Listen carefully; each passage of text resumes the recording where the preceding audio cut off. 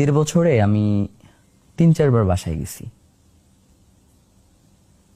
আমার কাছে সবসময় মনে হইতো ভাই যে আমি যদি ভাইয়ের কাছে না থাকি হয়তো কোনো সমস্যা হইতে পারে।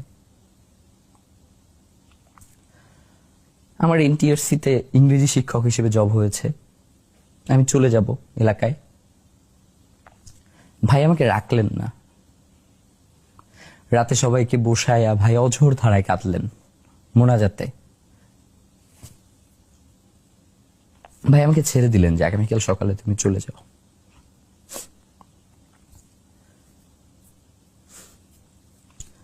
ফজরের সময় নামাজ পড়তে উঠছি, ভাই আমার হাতটা ধরে বলতেছে, জাবের তুমি গেলে আমি খুব একা হয়ে যাব।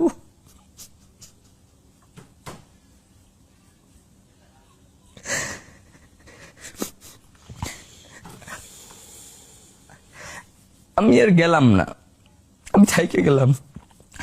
আমার কেরিয়ার সামনে করা যাবে, সমস্যা নেই,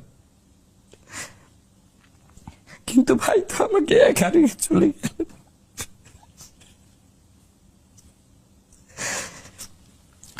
ওই রিক্সাটায় সবসময় আমি বসি।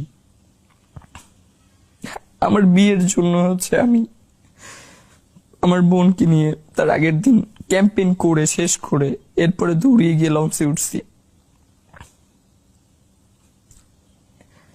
মানে আমার কাছে মাঝে মধ্যে এমনও মনে হয় যে ওই রিক্সাটা যদি আমি থাকতাম তাহলে হয়তো ভাগ্যে গুলি করতে পারতো না।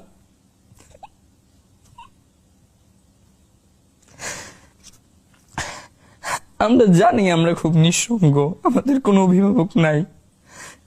আমরা এই জন্য আমাদের অভিভাবক আল্লাহকেই মেনে নিচ্ছি যে আমাদের একমাত্র অভিভাবক এখন আল্লাহ। আমরা যখন কোনো সিদ্ধান্ত নেই তখন আমরা চোখ বন্ধ করে শুধু ভাবি যে শহীদ ওসমান হাদি এইখানে থাকলে কি করতো। আমরা যখন কোনো সিদ্ধান্তে পৌঁছাইতে পারি না তখন আমাদের মেম্বারদেরকে আমরা বলি যে তোমরা সবাই চোখ বন্ধ করো, বন্ধ করে শুধু চিন্তা করো যে শহীদ ওসমান হাদি থাকলে এখানে কি সিদ্ধান্ত নিত।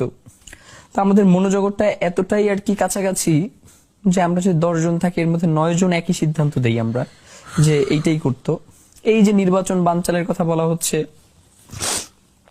এই যে এত কিছুর কথা বলা হচ্ছে, প্লিজ ভাই আপনারা কেউ একবার বলেন শহীদ ওসমান হাদির হত্যার বিচারটা করবেন, আমরা কেউ রাজপথে গিয়ে দাঁড়াবো।